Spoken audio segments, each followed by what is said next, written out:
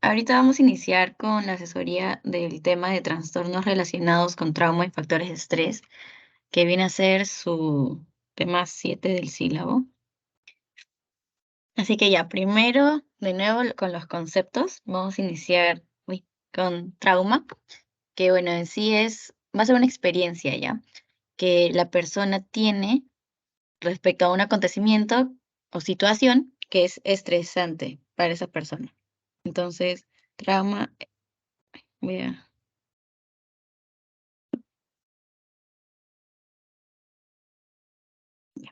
experiencia que es estresante para la persona y que puede ser breve o prolongada, ¿ya?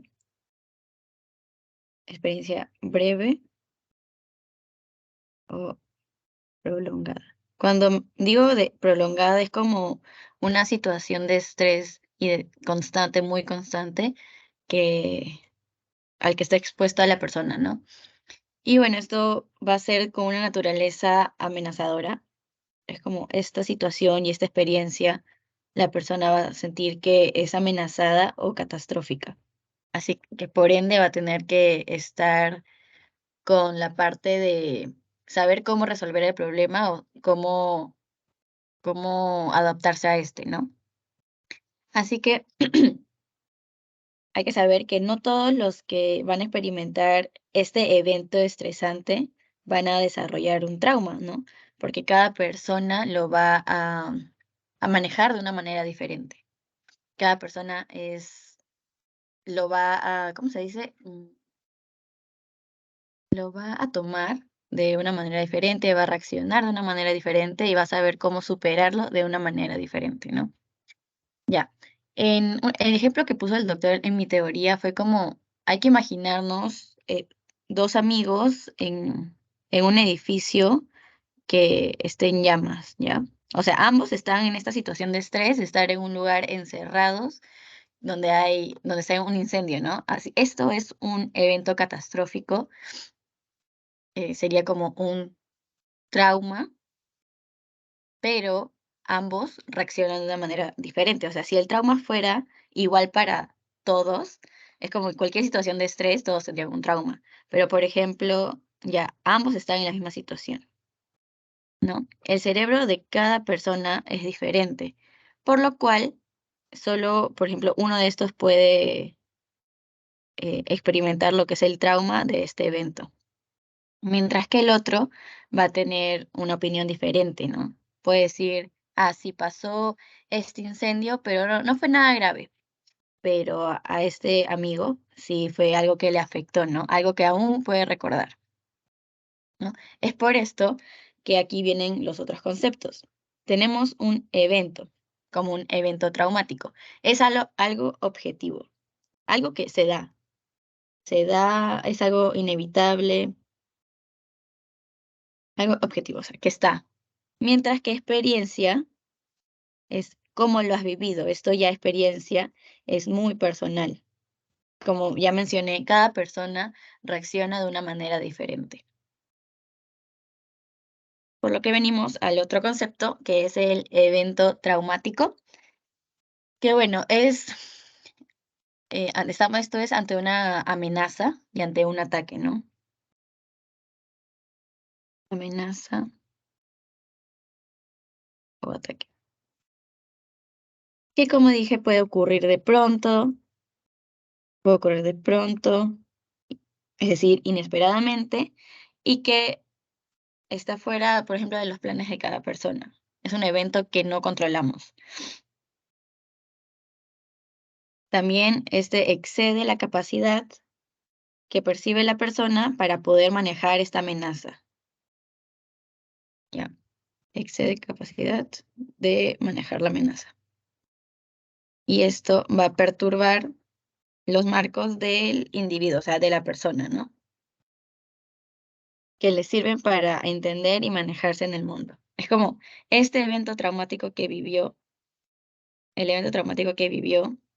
Si es que cree que no puede superarlo y no puede manejarlo, va a perturbar todo lo que el contexto de la persona significa, ¿no?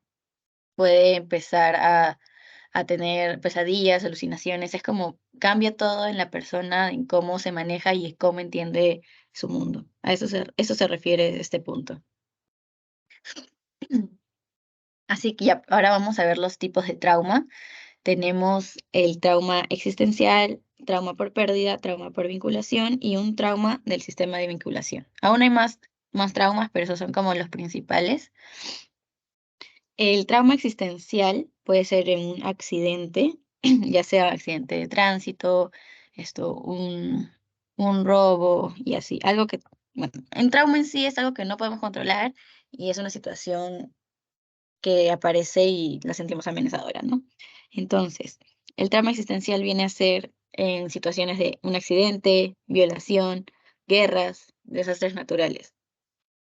Eh, la situación del trauma va a ser vamos a sentir la amenaza de muerte, ¿no? El miedo a la muerte aparece aquí. Por ende, los sentimientos que vamos a encontrar viene a ser temor a la muerte. En un trauma existencial, lo principal y lo que hay que recordar es lo de la idea de muerte, ¿no? Entonces, ¿qué conflicto emocional va a provocar este tipo de trauma? Es retraerse y evadirse a situaciones que le provocan miedo a la muerte, ¿no? Luego tenemos el trauma de pérdida, que bueno, se da por una separación repentina, ya sea una relación de pareja o muerte de un hijo o de una persona querida. Bueno, mencionar también de que, por ejemplo, en el trauma existencial, los ámbitos que se ven involucrados es tanto individual, familiar y social, mientras que el trauma por pérdida es individual y familiar. Ya, esta situación de trauma de pérdida es la pérdida, como ya dije, de una persona amada o de un nivel de vida esencial. Entonces, ¿qué va a producir este tipo de trauma? Un temor al abandono. Entonces, el conflicto emocional que va a experimentar es dejarse llevar por los sentimientos, llorar, o sea, y la razón por la que llora es por la pérdida, se aferra al pasado y lo que se ha perdido en esta pérdida, ¿no? No es simplemente como una pérdida de muerte, ¿no? Es como cualquier separación que se ha dado. Como ya mencioné, puede ser tanto separación de pareja, bueno, obviamente la muerte implicaría una separación, ¿no? Ya sea de un hijo o una persona querida. Luego tenemos el trauma por vinculación, que esto viene ya más en un tema de infancia, podría ser, que va a repercutir obviamente en el futuro de la persona. Puede ser por rechazo de madre o padre, acoso y maltrato en un ámbito familiar. La situación del trauma va a ser una violación del vínculo emocional y puede generar lo que es confusión de ya sea las emociones básicas, del amor, frustración, rabia e impotencia.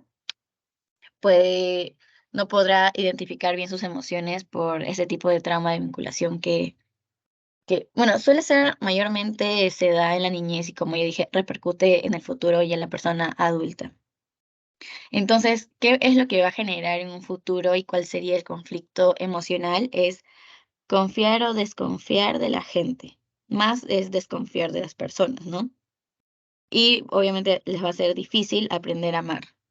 Dice aprender a amar nuevamente, ya que si sintió el rechazo de la madre o padre, es como no saben de alguna forma cómo es este sentimiento, ¿no? Ya que desde chiquitos las primeras personas que debieron, de alguna forma, por así decirlo, amarlo, él solo sintió un rechazo, ¿no?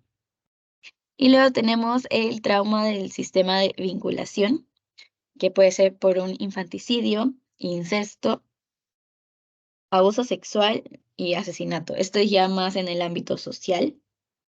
Bueno, la situación del trauma es por perpetración de actos, tanto moral y éticamente injustificables.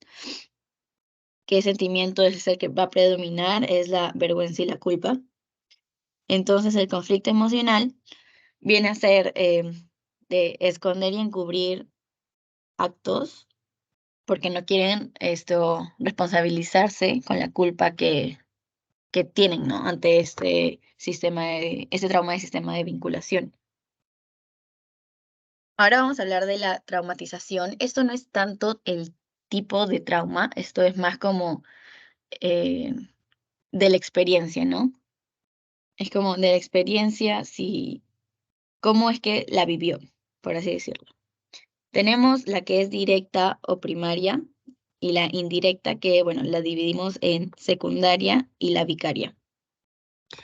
En la directa, bueno, es una experiencia traumática que va a ocurrir directamente en la víctima. Hay que recordar esto. La primaria es el trauma que la misma víctima sufrió. Por ejemplo, si, no sé, yo estoy caminando y me roban, ya yo soy la víctima. Entonces, mi tipo de traumatización es, sería la directa o primaria, ¿no?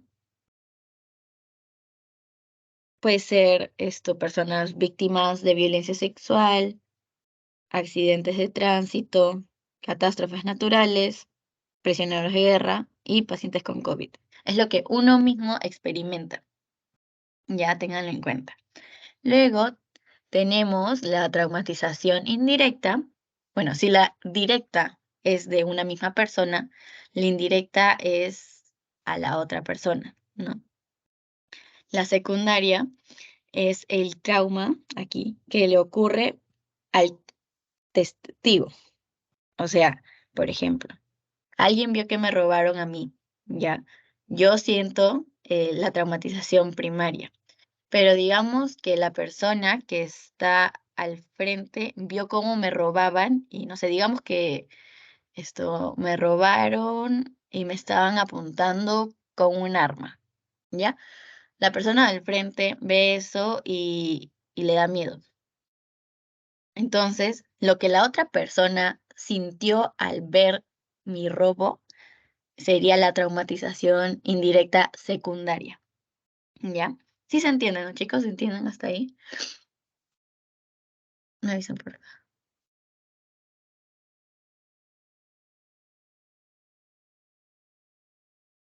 Bueno, espero hayan entendido.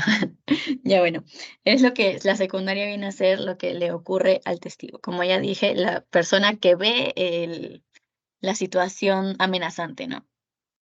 Por lo que es indirecta, y aquí, ya a ver, es indirecta y como obviamente no le está pasando a esa persona, lo que siente se da esto a través de los sentidos, ¿no? Porque, a ver, sentidos. Porque puede ver, puede escuchar lo que pasó. Por ejemplo, si yo estoy ahí, mi robo, siento que me apuntan y grito, y mi grito es, no sé, muy, así, muy dramático, y eso a la otra persona le asusta, y le asustó toda la situación, es lo que le va a perjudicar, ¿no? Aquí hay otro ejemplo, aquí, que les voy a leer. En presencia de un accidente o el conductor que atropella a un transeúnte con o sin consecuencia de muerte. Aquí está. Trabajador escucha un grito desgarrador cuando uno de sus compañeros cae al vacío. Ese es un ejemplo mucho que se entiende mejor. Ese no tiene mucho como parte de los sentidos, así que, pero este sí. Trabajador escucha un grito desgarrador cuando uno de sus compañeros cae al vacío. Primero tenemos el sentido del oído, porque obviamente lo que más le afectó a este testigo es el grito desgarrador y obviamente también de alguna forma lo vio, ¿no? Entonces, estos dos sentidos involucrados es lo que afectaban al testigo. Y obviamente aquí el testigo es el trabajador, que ya estaría en una traumatización indirecta secundaria. ¿Ya? Luego tenemos la vicaria, que es secundaria, no, bueno, es indirecta, disculpen. Es algo que le ocurre a más que nada a los que apoyan, ya sea bomberos, abogados y hasta las personas, bueno, hasta a los médicos. Más que nada se dio en COVID, los de UCI, bueno, los trabajadores de UCI, ¿no? Porque al ver tanta muerte, tanta persona, esto, sin saber cómo es que evolucionarían, es lo que le afectaría, ¿no? Es como, a ver aquí, un cambio físico, psicológico, social o espiritual que no desea la persona, ¿ya? Esto es por un impacto acumulativo y por microtraumas constantes. La persona no sabe cómo reaccionar ante esto.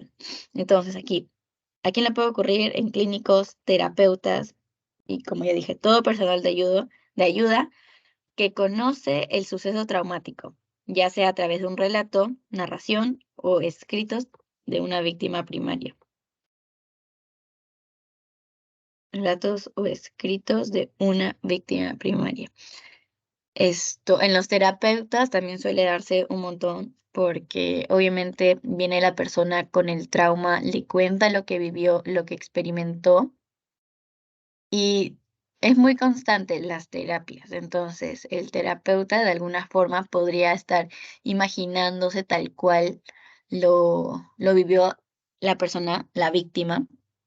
Y esto, aunque el terapeuta no quiera, le está afectando emocionalmente, ¿no? Ya eso sería una traumatización vicaria, algo que la persona no ve, no escucha, o sea, no pone de alguna forma sus sentidos, como en la secundaria, pero que lo puede, lo conoce, ¿no? Tanto por un relato.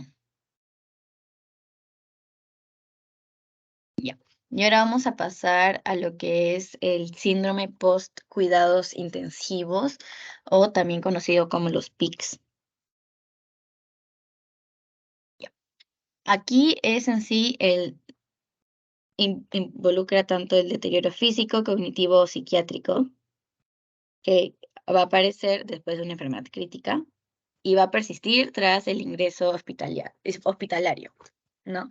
Esto es también por parte de UCI, tener en cuenta, porque si es una enfermedad crítica y el paciente ya está muy débil, esto se mandaría a las unidades de cuidados intensivos. Esta parte de cuidados intensivos se vio también mucho en esta pandemia por COVID-19. Ya. Y puede, como ya dice, durar tras el ingreso hospitalario, ¿no? Van a haber dos tipos de PICS que ya ahorita voy a mencionar, pero hay que tener una idea general de lo que significa este síndrome. Bueno, en sí, el síndrome aparece en una enfermedad crítica, pero no se establece tanto el tiempo después del que puede aparecer. Solo simplemente puede persistir tras el ingreso hospitalario. No dice después de cuánto tiempo, pero sí persiste. Entonces, aparece después de una enfermedad crítica. Está indicada en pacientes con rehabilitación, cuidados intensivos a largo plazo y puede darse tanto en hogar y centros de enfermería. Aquí no está incluido pacientes con traumatismo craneoencefálico ni con accidente cerebrovascular, porque esto de alguna forma ya involucra algún tipo de deterioro, ¿no? Esto es más que nada la parte emocional, no deterioros cognitivos ni nada de eso. Entonces, ay, disculpa. Ya. Aquí en un estudio se ha demostrado que tras la hospitalización en unidades de cuidados intensivos, hay diferentes, obviamente, efectos emocionales, ¿no? En UCI que aparecen en la persona y no solo en un trauma de una persona misma, o sea, no solo en la víctima, sino también va a repercutir en los familiares, que más adelante les voy a mencionar cómo se llamaría este tipo de PICS. ¿Ya? Ya ahora, respecto a los efectos emocionales, tenemos que se da la depresión en el paciente en un 30%, la ansiedad en un 70% y el trastorno de estrés postraumático de un 10 hasta el 50% de los casos. Entonces, y estos efectos emocionales pueden durar incluso después de 2 años del paciente, ¿no? O sea, ¿cómo es que después de 2 años están estos efectos emocionales? Se evaluó que el trastorno de estrés postraumático va de un 22 a un 24%, la depresión de un 26 al 33% y la ansiedad generalizada entre un 38 a 44% de los casos. ¿Y qué es lo que experimentarán las personas con este síndrome de postcuidados intensivos? Es de que puede revivir imágenes de la UCI, ya sea en forma de recuerdos intrusivos, o sea, que la persona no los quiere tener, es como de la nada vienen esos recuerdos, terrores nocturnos o, bueno, pesadillas, ¿no? Y bueno, esto se da incluso después ya del alta. Entonces, las dos formas que existen de PICS es la PICS-F y la PICS-P. La PICS-F lo tiene por F de familia. Y obviamente, ¿qué familia? No va a ser una familia X, no es la familia del paciente. Mientras que la PICS-P es P de pediatría, de una edad pediátrica, ¿ya? Así que PICS-F, familia, PICS-P, edad pediátrica. Entonces, vamos a hablar solo de la PICS-F porque es la que toman en cuenta en la teoría y en los exámenes. Así que ya, tenemos la PICS-F. Este síndrome va a comprometer la respuesta en la parte familiar ante la enfermedad crítica del paciente, ¿no? ¿Y qué va a afectar? Afecta lo que es la salud mental de la familia en sí por la presencia, o sea, por la presencia de esta situación que se dio, que el paciente tiene una enfermedad crítica, ya sea por los síntomas durante el alta, muerte del paciente o por la enfermedad crítica misma que se está viviendo. Esto obviamente también se vio en COVID, más que nada en los pacientes críticos, tanto que estaban en el hospital como los que estaban en cuidados en casa, ya que en el hospital, bueno, no sé si sepan, pero cuando estaban en UCI, no, obviamente no pueden recibir visitas. Y cómo es que sabían del avance de cada familiar era por una llamada del hospital, ¿no? Bueno, a ver, y que no sepas nada de tu familiar durante todo el día genera un montón de estrés, no saber cómo está, si reaccionó bien, si ha bajado su saturación, hablando de COVID, si está respondiendo bien y todo eso. Y es como, obviamente te estresa. Y también a las personas que tuvieron la enfermedad crítica, cuidando a su familiar en casa, cambiándole y viendo lo del tanque de oxígeno, es otra situación de estrés porque sientes que no vas a poder manejarlo o si de alguna forma se complica, no sé, vas a sentir que fue tu culpa, ¿no? Y obviamente no lo es. Así que hay estos dos tipos de situaciones por un mismo, por así decirlo, por una misma situación que sería COVID, pero en un diferente contexto. Un familiar en hospital y un familiar en casa, ¿no? Pero ambos repercuten en la familia, porque como ya dije, si está en el hospital es un estrés para la familia no saber cómo está. Mientras que si está en la casa, ya sabes cómo estás, pero de alguna forma vas a sentir que no sabes cómo manejar esto, ¿ya? Entonces, el trauma en sí, ya podemos ver que tiene efectos, si es que tiene efectos prolongados emocionalmente que van a afectar el bienestar de la persona, ya sea en la familia o la víctima primaria o la víctima, no, bueno, la víctima primaria o un testigo. Y bueno, persisten, si persisten y no disminuyen estos síntomas de pesadillas, estos recuerdos intrusivos y no disminuyen, disminu y afecta ya a la persona o al familiar, ya vendría a conocerse como el trastorno de estrés postraumático, ya, porque es algo que viene repercutiendo.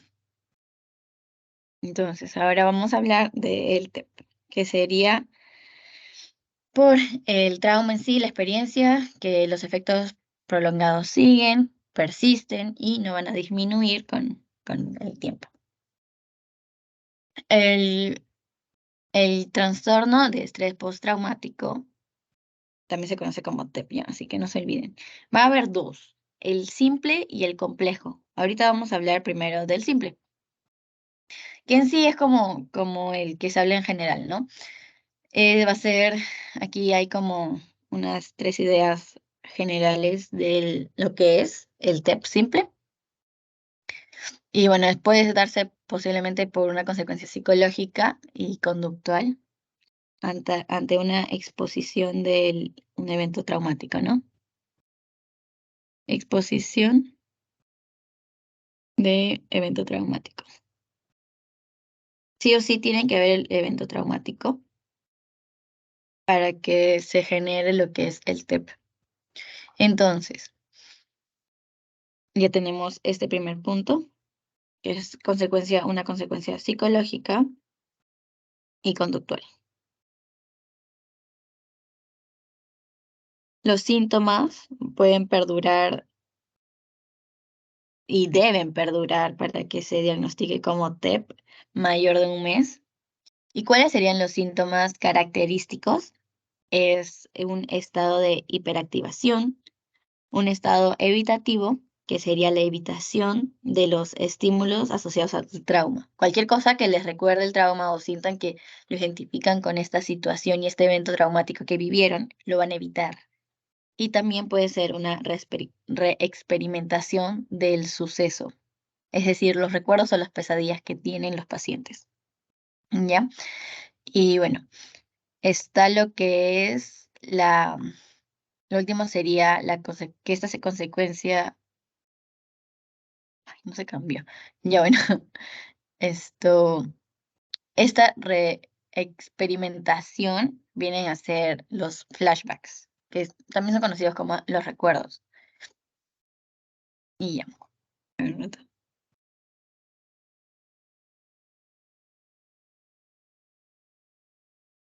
Ya, y lo último era como,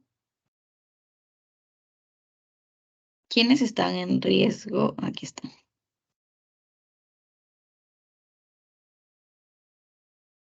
Ya,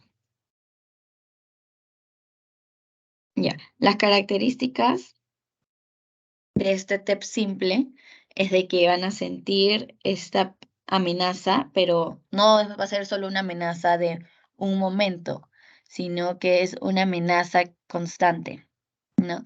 Y esta amenaza constante aquí en el simple, en el TEP simple, es y como bueno, una característica de los síntomas que mencioné, la hiperactivación.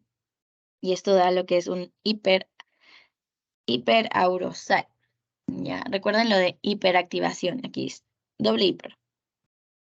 Mientras que hay una variante del TEP, que sería la TEP compleja,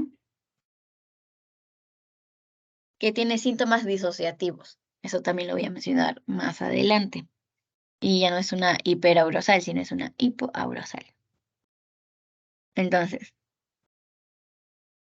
tenemos de estos síntomas aquí un poco más específicos, que está la editación, con todo lo que tenga que ver con el trauma.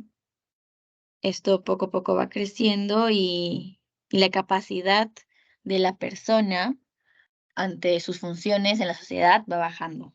Entonces ya se vería lo que es una afectación en la funcionalidad. Como ya les mencioné, en sí, bueno, lo que le vengo mencionando en todas las asesorías es en sí, si ya hay una falla de la funcionalidad, ya viene a denominarse trastorno, ¿ya? Entonces, también otra característica es de que los pacientes tienen una reexperimentación por los flashbacks, analepsis y las pesadillas o terrores nocturnos.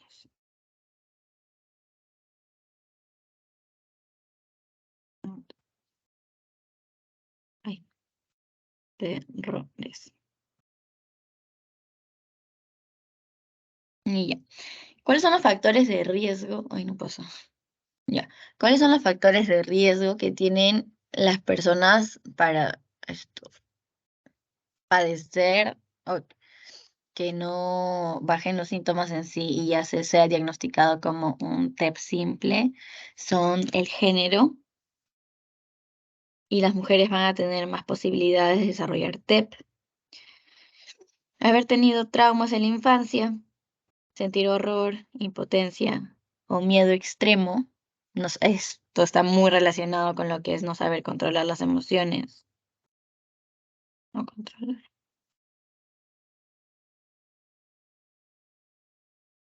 Vivir y experimentar un evento traumático constante, es decir, que va a durar mucho tiempo. Tener poco o ningún apoyo social después de este evento.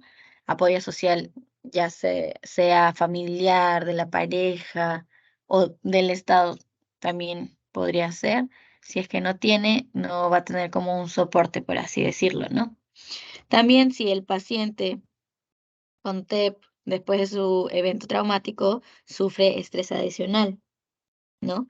Ya sea la pérdida de un ser querido, dolor, lesiones o pérdida del trabajo o del hogar. Es decir, ya tuviste tu estrés traumático, pero a esto le vas a agregar una pérdida de un ser querido. Cualquier cosa que te genere estrés después de tu evento traumático, puedes experimentar lo que es el TEP.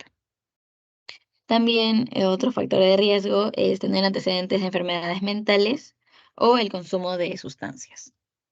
Ya, hay que tener en cuenta esto.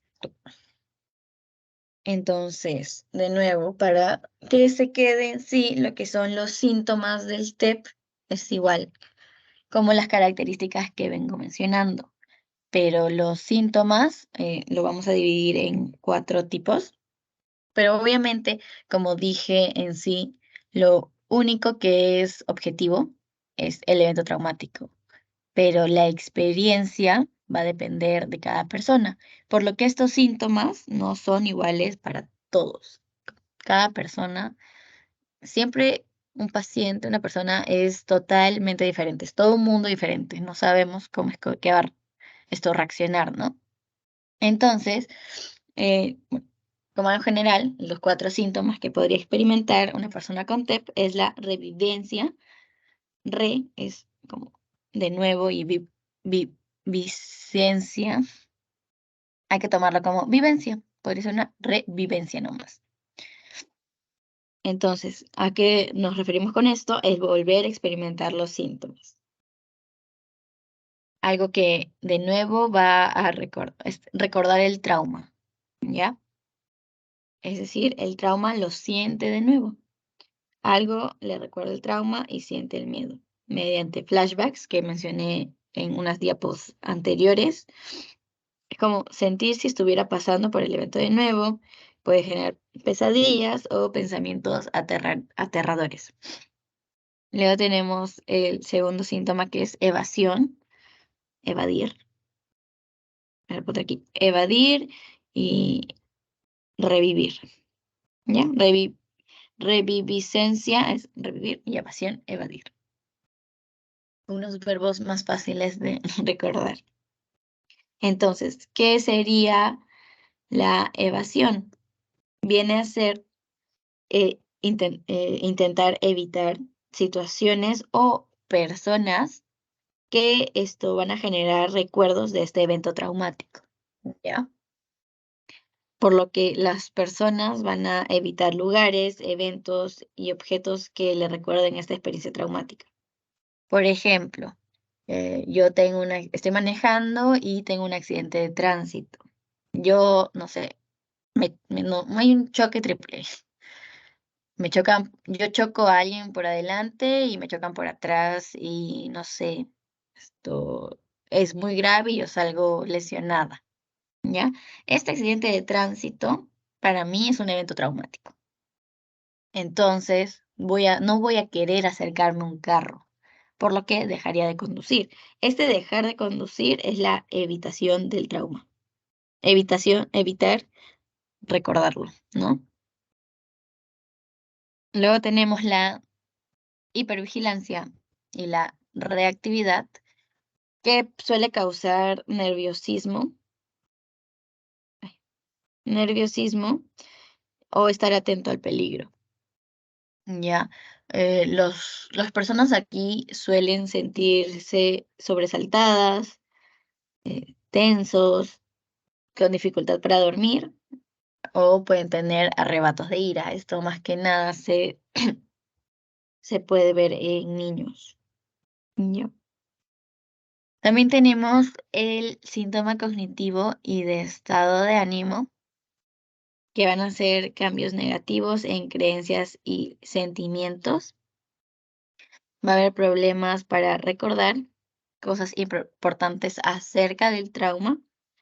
Va a tener pensamientos negativos y también pensamientos de culpa y remordimiento. Y también suelen perder el interés en cosas que disfrutaban. Estos síntomas de alguna forma ven que se parecen mucho a lo que es la depresión. Es que ya por el TEP está muy relacionado a que es depresión. Como la persona podría tener TEP más depresión, o también hay algunas personas que tienen TEP más ansiedad. Ya. Ahora, bueno, hay que saber, antes de pasar al complejo, de que los síntomas generalmente ocurren después del acontecimiento de este evento, del evento traumático, ¿no?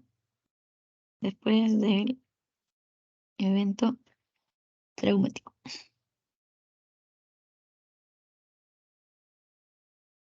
Pero, como ya dije, no todas las personas son iguales, por lo que puede aparecer tanto después del evento traumático, que es lo general, o años después.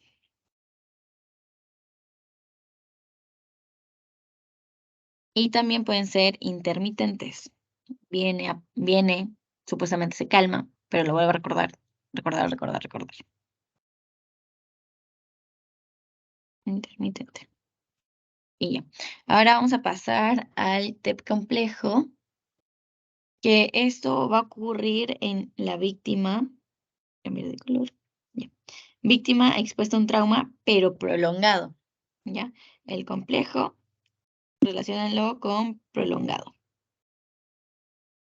Ya sea como, es un ejemplo, ¿no? Tortura, violencia doméstica prolongada, campañas genocidas, esclavitud, guerra, terrorismo, abuso físico, sexual constante, a repetición durante la niñez.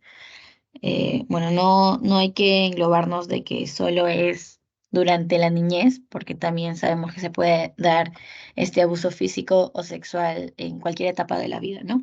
En sí, quédense con que es todo lo mencionado a repetición, en cualquier etapa de la niñez. Mencionar que los síntomas del TEP complejo son iguales al del TEP simple. Lo que va a diferenciar aquí, y que ya les mencioné anteriormente, es que el complejo, esto se va a relacionar con un trastorno disociativo. ¿Y qué es esto, no? O sea, ¿qué es el trastorno eh, disociativo? ¿Qué implica lo que es la disociación? Ya. Es como cuando el paciente que está con la patología, es decir, con el TEP complejo, escapa de la realidad, ¿no? Y esto de forma involuntaria. Y esto es muy como que el, conocido como que el cerebro busca una forma de protegerse, por lo que trata de olvidar lo que vivió. La realidad de forma involuntaria y peligrosa, y les es difícil continuar con las actividades cotidianas, con las actividades que día a día realizan. Entonces, en sí, para una idea general, el trastorno disociativo es estar ya presente, hacer tus cosas, obviamente con alguna dificultad, pero sientes que tú no eres tú, como que vivir al automático, por así decirlo, ¿bien? Vivir automático. No sentir que eres tú. Tenemos tres distintos tipos de trastornos disociativos. Está la amnesia disociativa, el trastorno de identidad disociativo y el trastorno de despersonalización o desrealización. El de amnesia disociativa, en sí, amnesia, recuerdos, no van a recordar los acontecimientos sobre ellos mismos, ¿no? Tampoco no van a recordar las personas cercanas o periodos de tiempo que no van a recordar nada, nada, nada acerca de un evento traumático del que vivieron. Ya, recuerden eso. Luego tenemos el trastorno de identidad disociativo, que aquí el paciente siente la presencia de dos o más personas que hablan en su cabeza y la poseen. Esto no hay que relacionarlo con lo que es un trastorno bipolar, porque sabemos que el trastorno bipolar no está relacionado a lo que es un evento traumático. Luego tenemos el trastorno de despersonalización y desrealización, que lo que les mencioné aquí es sentir una desconexión, ya, observar las propias acciones y sentimientos desde la distancia. Es como sentirse en una película, sentir que tus acciones lo está haciendo otra persona. Ya. Y ahora un poquito para poder diferenciar lo que es el trastorno de estrés postraumático del simple, tenemos en el TEP simple, la exposición, es decir, el evento traumático, la experiencia traumática es única, una oportunidad. Mientras que en el TEP complejo es algo continuo, algo constante. La temporalidad del TEP, o sea, de los síntomas, puede ser de que dura varias semanas. En ambos va a durar varias semanas. Ambos van a tener una percepción de amenaza. La evitación, como ya dije, en sí, los síntomas tanto del TEP complejo como del simple vienen a ser lo mismo. La reexperimentación, o sea, con los flashbacks, pesadillas y recuerdos intrusivos, sí se da. Aquí la desregulación afectiva no se da en el TEP simple, mientras que sí en el complejo. Porque al ser tan constante, luego que ya dejes de experimentar esta situación traumática, no vas a saber cómo, de alguna forma, regresar a la normalidad y todo lo que fue antes, esto lo vas a ver diferente. El pobre autoconcepto se da en el TEP complejo. Y bueno, la dificultad de relaciones interpersonales se da en ambas, sin embargo, en el TEP complejo se da más y es aún más prolongado. Luego, el compromiso sistémico que va a generar en la persona es TEP simple, un hipocortisolismo. Recuerden que el cortisol estaba relacionado con el estrés, mientras que en el complejo, ya que es muy constante, genera el hipercortisolismo. Generaría demasiado estrés. Una sensibilización central, ambos sí lo presentan, y bueno, sí, como aquí pueden ver las cruces, ¿no? Y en el del complejo le presentan más. Las comorbilidades que puede presentar el simple como el complejo, ya les mencioné anteriormente, está muy involucrado con lo que es la depresión. Ahora tenemos bueno, vamos a hablar del tratamiento. El tratamiento tanto para el TEP simple como el complejo vienen a ser por fases, ¿ya? Tenemos el primero, que es estabilización. Vamos a estabilizar al paciente. ¿Y cómo haríamos esto respecto a traumas? Sería reduciendo los síntomas que experimentan. ¿Y cómo podemos tener esta estabilización? eh, Exponiendo poco a poco al paciente al trauma, ¿no? Eso también se ve más adelante que ahorita les voy a mencionar.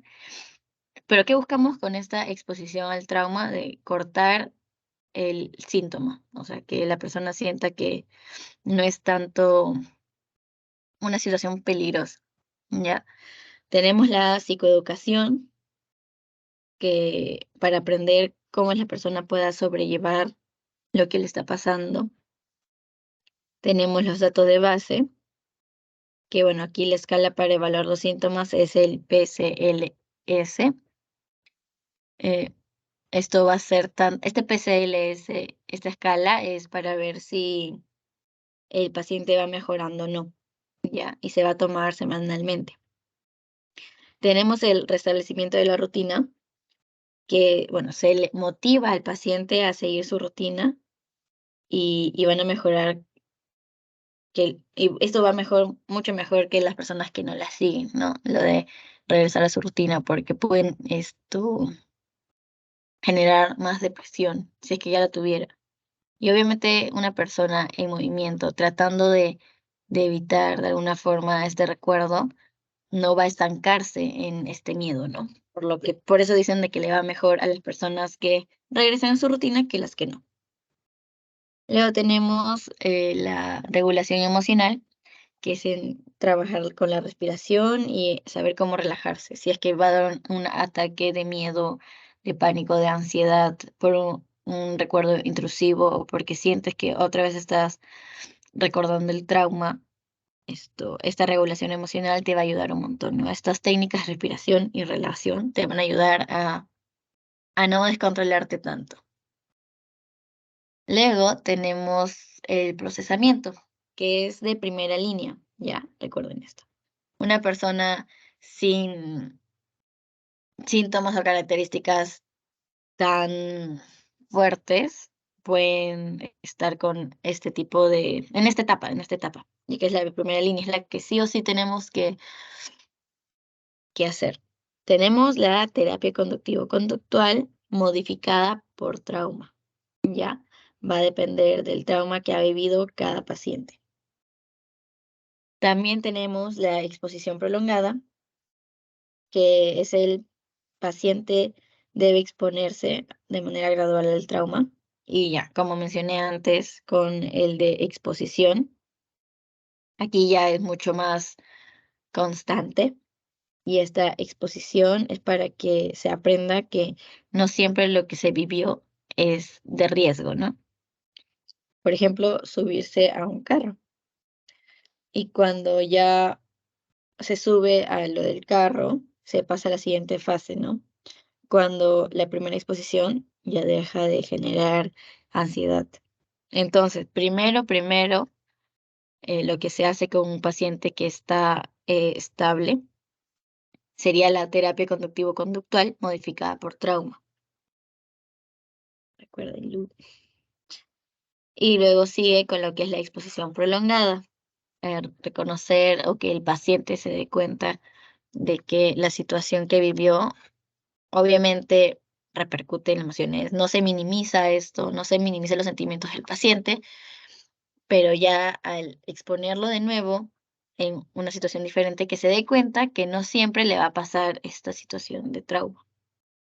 Obviamente estoy hablando de esto en casos de, no sé, accidentes de tránsito, como ya mencioné, ese ejemplo de yo manejando y que luego quiero evitar conducir, poco a poco podrían, no sé, en este tipo de exposición prolongada, decirme maneja de aquí a un metro, ¿no? Maneja de aquí un poquito más lejos. Y así es como me van exponiendo poco a poco y yo me doy cuenta que no volvió a ocurrir el choque, entonces ya perdería el miedo, ¿no? En esas situaciones. Pero en cambio, obviamente en situaciones que no puedes exponer al paciente en casos de abuso sexual, ya sería imaginariamente, ¿no? Imaginar esa situación. Luego tenemos la de integración, que ya cuando, si es que se pasa el procesamiento, sigue la integración, que aquí el objetivo es la prevención de recaídas. Es tanto el cómo se ve a futuro, cómo es que la vida continúa y de que el paciente debe saber que hay mucho más después de este evento. Obviamente se tiene que dar un refuerzo de estilos de vida por el riesgo de síndrome metabólico y por hipertensión arterial que se puede dar en el paciente. Y hay que trabajar en esta parte, en lo que es la dependencia, ya que muchas veces se apegan al terapeuta, ¿no? Porque sienten que ya están superando el trauma y dicen, ay, el terapeuta es el que, o sea, obviamente el terapeuta te ayuda, ¿no? Pero como están aún un poco delicados y sensibles, van a considerar como al terapeuta lo mejor, lo mejor, lo mejor, y van a pensar que hay muchos conflictos de emociones aquí. Así que hay que trabajar con lo que es la dependencia. Y ya luego esto pasamos a lo que es los fármacos. Este tratamiento ya es de segunda línea. Se da siempre y cuando eh, estos pasos de estabilización, procesamiento e integración no han funcionado. ¿Y qué es lo que se da aquí? Se da sertralina de 200 miligramos, paroxetina de 50 miligramos, fluoxetina de 60 miligramos. Y estos tres son los únicos que tienen evidencia para el trastorno de estrés postraumático, ¿no? Y se vienen a usar a dosis máxima. Y ya luego tenemos la venlafaxina de 225 miligramos, que bueno, es un IRS caro y tiene un efecto dual, pero es dosis dependiente. Luego tenemos la praxoxina de 2 miligramos, un alfa modulador, que bueno, esto va a estar relacionado a pesadillas y bueno, no suele darse porque es escasa en el mercado. Entonces, ahora ya vamos a pasar a otros trastornos mencionados respecto al estrés. Tenemos el trastorno de adaptación. En sí es un trastorno que se caracteriza por los síntomas emocionales y de comportamiento por uno o varios trastornos y factores de estrés. ¿Qué es lo que los síntomas que se van a presentar? Es un malestar general que la persona siente al haber vivido o vivir continuamente esta situación de estrés.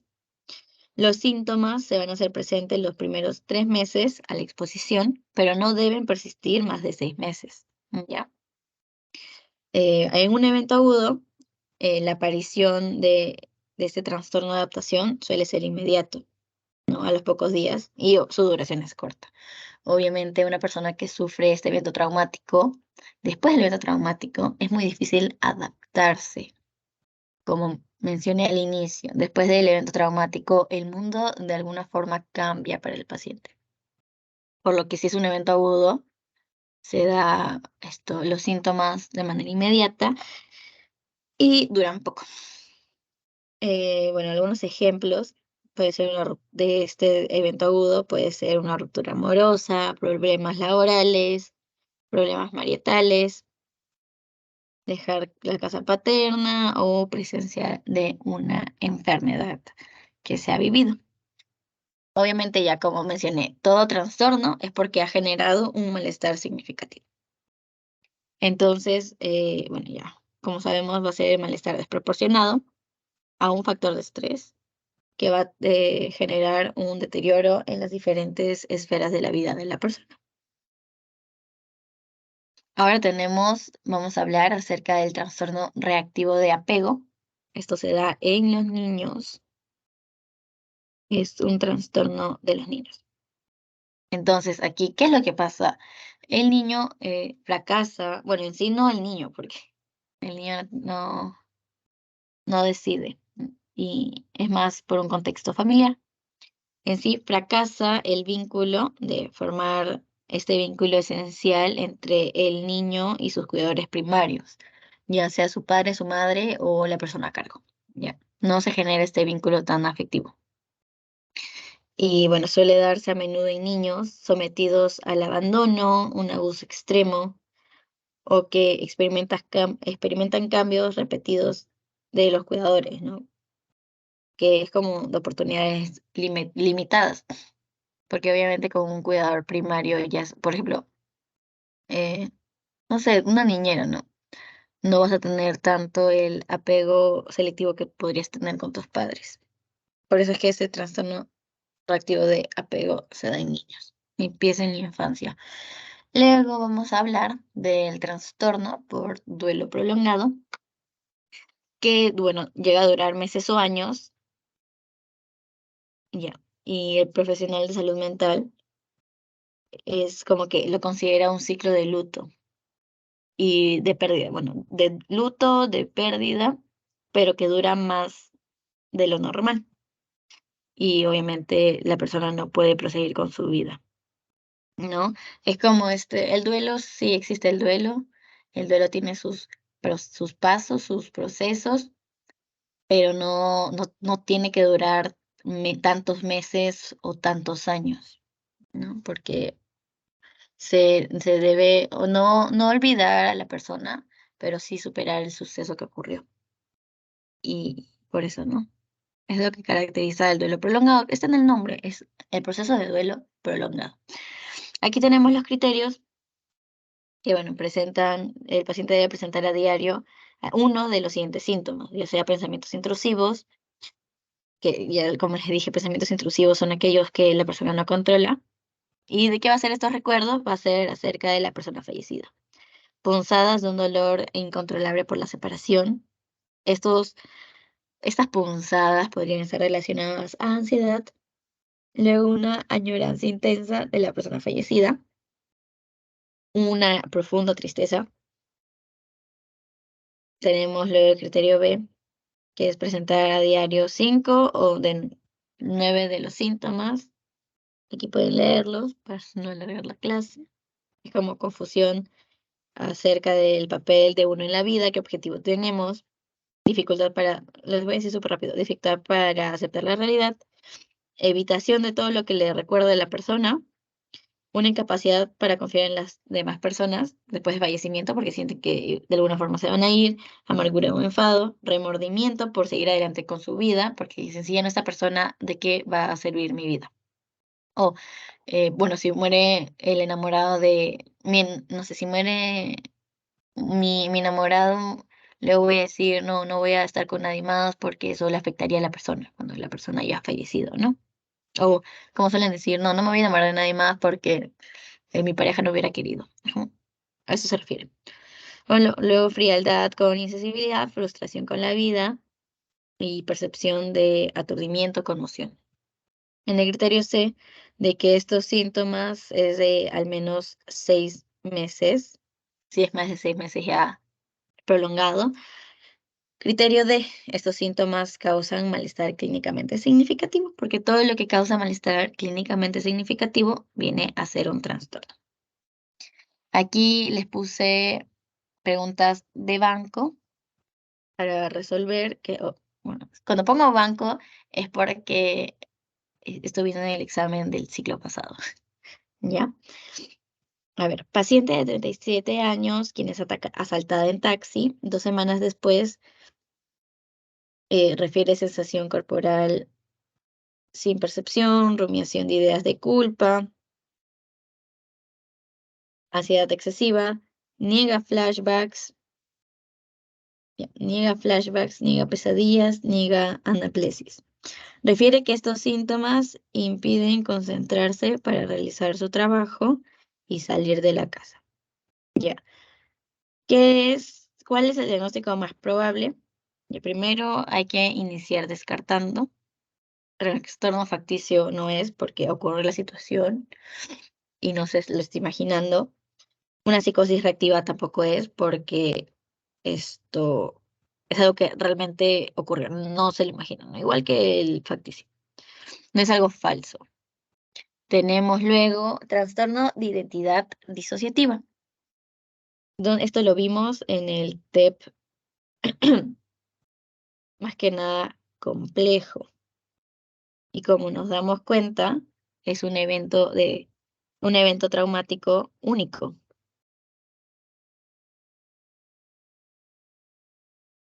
Entonces, el TEP complejo no es, ¿ya? Ese no es, por lo que tampoco es de identidad disociativa, ¿ya? Traten de relacionar mucho lo que es en las respuestas, porque a veces suelen poner como sinónimos de lo mismo. Y ahí, obviamente, si no es una, tampoco es la otra, ¿no? Que está relacionada. Por ejemplo, estas dos están relacionados. Si no es trastorno de identidad disociativa, esto, como ya les mencioné, lo vemos en el TEP complejo. Entonces, si no es esto, hay que eliminar el trastorno postraumático complejo. Entonces, ¿cuál sería? El trastorno de adaptación. Y concordaría con todos los síntomas, porque ya tiene lo que es ansiedad, percepción, rumiación, pero niega los flashbacks. Es como simplemente no, no puede concentrarse y realizar bien su trabajo. Está la afectación. Luego ya en otra pregunta tenemos paciente de 44 años con diagnóstico de trastorno de estrés postraumático, ya lo tenemos. Debido a ello, usted indica el tratamiento de primera línea. ¿En qué consiste el tratamiento de primera línea? Lo acabamos de ver. Así que primero eliminamos las pastillas porque el tratamiento farmacológico es de segunda, ¿ya? La terapia psicoanalítica sin drifting, en verdad ni lo tocan en la teoría ni en las clases, por lo que la única que vamos a considerar como primera línea y que la terapia conductivo-conductual modificada para trauma, ¿ya? Y eso es todo del banco, chicos. Gracias a los que se quedaron. Ahorita voy a pasar el post-test por el chat.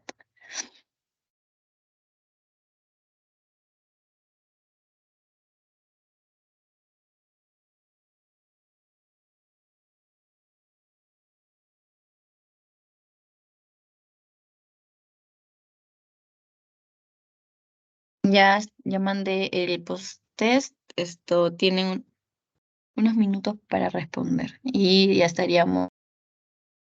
Ya.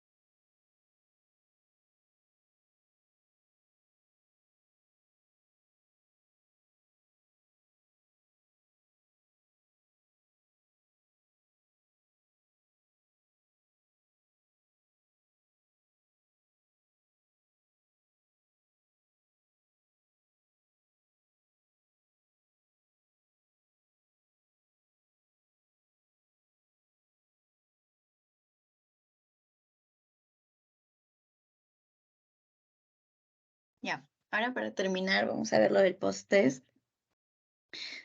Tenemos varón de 23 años acude a consulta con diagnóstico de estrés postraumático. A ver, un rato.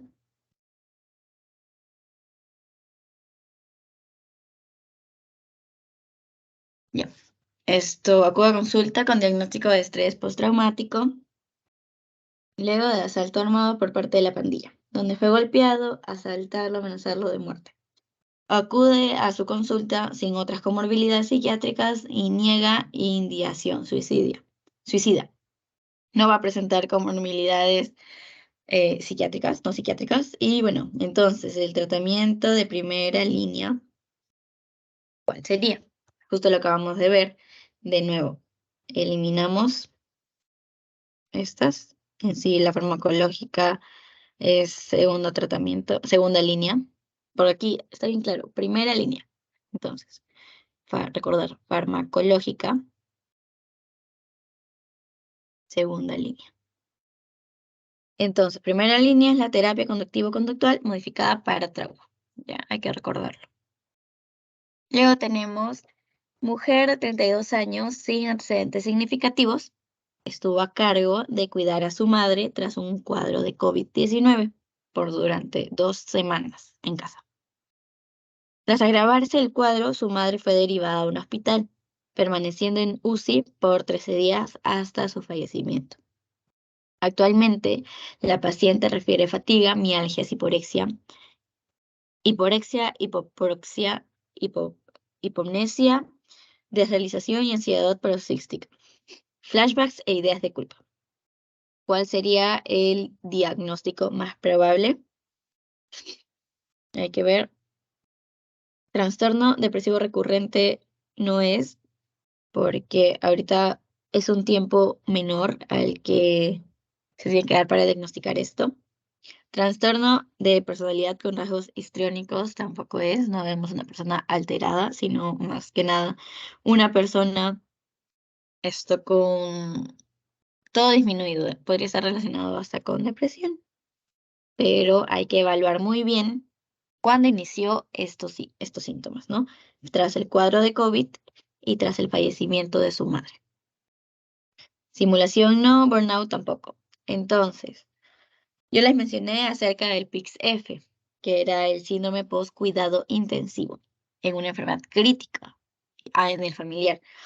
Hablamos del familiar porque aquí dice que la mujer de 32 años es la que lo está presentando. ¿Y a quién cuidó? A la madre. Entonces, la madre es la víctima primaria. Esto afectó a la hija. Vendría a ser que el trastorno y el diagnóstico de síndrome post-cuidados intensivos familiar, es decir, PIX-F. Ahora la 3. Varón de 19 años acude luego de 2 semanas de un accidente vehicular a consulta para que usted le recete algo que no se le haga un trauma. Eso lo menciona el paciente. ¿Qué fármaco indicaría usted para la disminución del riesgo de desarrollo de estrés postraumático? Primero se inicia con lo que es primera línea, ¿ya? Hay que recordar eso. Después, si esto no funciona, recién pasamos a lo que son las pastillas. Entonces, elimino la clona, elimino la paroxetina, elimino el panadol. Y hay que dar énfasis en esta frase. Recéteme algo para que no se me haga un trauma. Eso dijo el paciente. No podemos evitar los recuerdos, no podemos y no se puede evitar los flashbacks, simplemente se controlan los síntomas, ¿ya? No hay algo que podamos evitar de alguna forma. Entonces, ¿qué le diríamos a nuestro paciente? Que no existe evidencia suficiente para indicarle algún fármaco para lo que solicita, porque no hay ningún fármaco que para que no te haga un trauma, ¿ya? Así que esta sería la respuesta correcta. Luego en la 3 tenemos mujer de 46 años con antecedentes de abuso emocional, físico y sexual desde los 6 hasta los 14 años, por parte de un familiar que era médico. Acude al servicio de emergencias tras caída No, es traída por un familiar por una ideación suicida, refiere insomnio. Primero, ideación suicida es algo, eh, un criterio muy importante a tomar en cuenta, un síntoma. Refiere insomnio secundario, pesadillas asociadas a las experiencias ya mencionadas. Está reviviendo el trauma. Luego presenta un IMC-32, acatosis, eso no. Esto es más síntomas no emocionales, sería biológicos. Luego hay desregulación emocional, anedonia, pobre concepto de sí misma, dificultad para relacionar con las demás personas. Y dice que todos los médicos son hipócritas y solo buscan lucrar con la salud. Eso relacionado a que su violentador era médico, ¿no? Tiene ideas de culpa y evita hablar con el personal médico, obviamente, porque de alguna forma le recuerda el trauma que vivió. El diagnóstico psiquiátrico más probable, ¿cuál sería?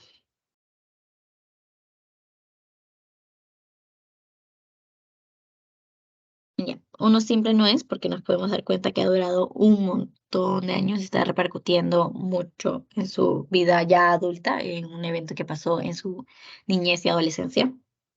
Ansiedad generalizada no es porque no nos da, los síntomas que nos dan no están tan enfocados a esto. Trastorno depresivo recurrente moderado, en sí el trastorno depresivo sí podría ser, pero obviamente vemos que tiene algo más.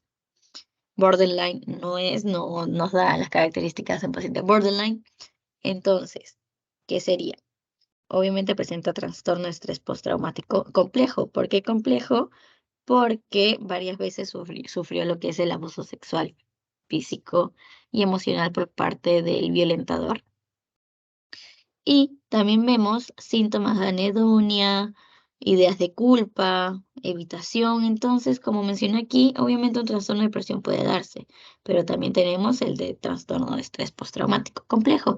Entonces, la respuesta más completa es esta, la primera. Ahora tenemos la última. Una persona es testigo de un asalto a mano armada. Testigo, donde fallecen dos personas a quienes no conocía. A los 2 meses presenta síntomas de reexperimentación, evitación e hipervigilancia. El tipo de traumatización que lo llevó al desarrollo de este TEP, ¿cuál sería? Terciaria, o también conocida como vicaria, no es, porque no es algo que haya visto, ya sea narrado o escrito, así que no es, porque es algo que sí experimentó al verlo. La persona exagera los síntomas. ¿No tiene TEP? Pues el trauma debe haber ocurrido a ella. Ya vimos que no. Así la persona no haya sido víctima primaria, un testigo también puede generar TEP. Si no es, eh, obviamente no es traumatización primaria porque él no es la víctima.